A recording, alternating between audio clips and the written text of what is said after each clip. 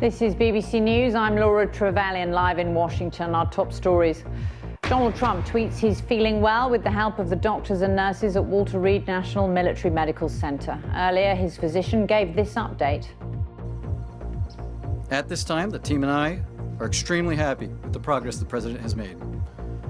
Thursday, he had a mild cough and some nasal congestion and fatigue, all of which are now resolving and improving. Despite that upbeat assessment, mixed messages as a source familiar with the president's health says he's still not on a clear path to recovery. I'm Carthy Gnana-Seagram. Coming up on Sport Today in 15 minutes' time. Table toppers Everton continue their fabulous start to the Premier League season with a fourth win out of 4.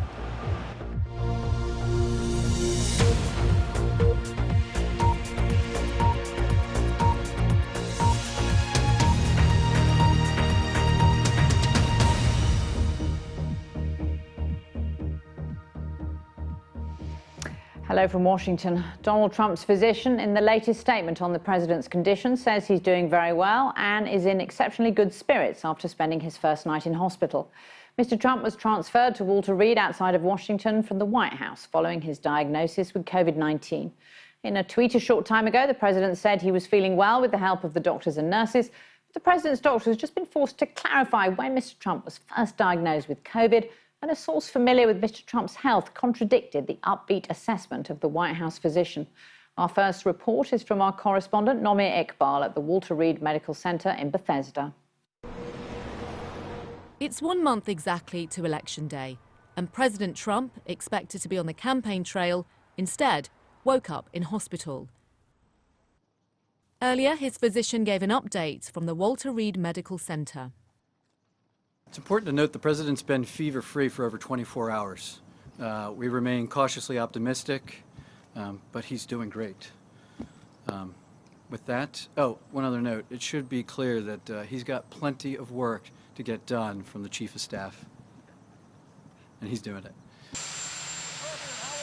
Last night, he left for the hospital unaided, but there was none of his usual bluster and show for the media, and unusually for the president, he was wearing a mask. The White House is trying to project business as usual.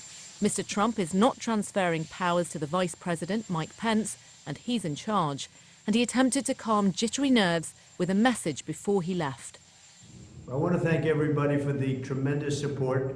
I'm going to Walter Reed Hospital. I think I'm doing very well, but we're going to make sure that things work out. The First Lady is doing very well. So thank you very much. I appreciate it. I will never forget it. Thank you. He can't have visitors inside, but it didn't stop his supporters from turning up outside the gates. His political rival, Democratic candidate Joe Biden, is on the campaign trail, here in the swing state of Michigan. But he's been careful not to be seen as exploiting the president's illness. Good afternoon. Delivering a message of American unity. Sending my prayers for the health and safety of the First Lady and President of the United States after they tested positive for COVID-19. My wife Jill and I prayed that they'll make a quick and full recovery. This is not a matter of politics. It's a bracing reminder to all of us that we have to take this virus seriously. It's been more than 24 hours since President Trump announced his and the First Lady's results. And more of those close to Mr. Trump have tested positive for COVID-19. His campaign manager, Bill Stepien, his former senior advisor, Kellyanne Conway, and several Republican senators. They were all present at what may turn out to have been a super spreader event, the announcement of the Supreme Court nominee Amy Coney Barrett last Saturday in the Rose Garden. The Democrats are now calling for her hearings to be postponed. President Trump's been criticised for his cavalier attitude towards the virus, which has killed more than 200,000 Americans and infected more than 7 million. In recent history, no presidential candidate has come down with an illness this close to an election. Millions of voters have already casted their ballots, where the incumbent has been infected with a potentially deadly disease. For a president who didn't want the virus to be the centre of the 2020 campaign, he now finds himself at the heart of it. That was our Washington correspondent, Nomi Iqbal, at the Walter Reed Medical Center in Bethesda, Maryland.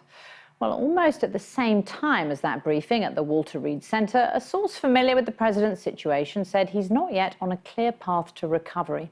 Our senior North America reporter, Anthony Zerka, has more.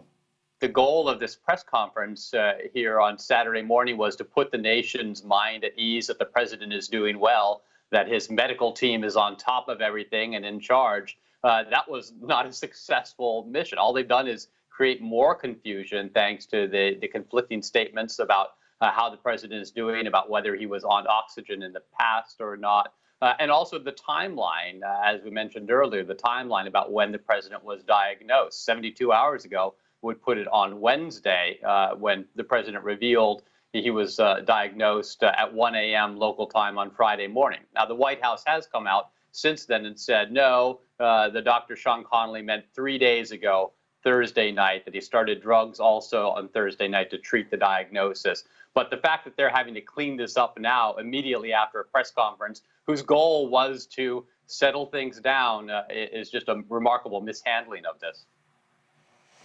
We did hear at the press conference that the president is going to be treated with remdesivir. It's a 5-day course. So how long can we expect him to be there? Well, you know, if you look at CDC, Centers for Disease Control guidelines, you are supposed to be, if you tested positive, in isolation for 10 days after that initial positive test, and you have to be symptom-free. So one would imagine that it is going to be a while before Donald Trump can hit the campaign trail again, whether that means he can go back to the White House and be in isolation there or stays at the medical center. I think we don't have any details on that as well. But we have to remember, the reason he moved to the hospital was because they wanted to have all the different tests, all the different facilities available for him. So I don't think they're going to try to move him back until they feel like they're out of the woods. And as that senior administration or someone familiar with it, the president's health said, he said that the next 48 hours are going to be key. It was interesting also in that briefing with the president's doctor how reporters pressed him on, was the president ever on oxygen? And Senator Marco Rubio, an ally of the president's, Republican senator in Florida, has said because of all the conspiracy theories surrounding the president, which are now online, it's critical to get accurate information. But it seems like now the waters are muddied, doesn't it? It does. As I mentioned, they were trying to clarify things, but to have the president's position be evasive like that on basic questions like, was the president on oxygen?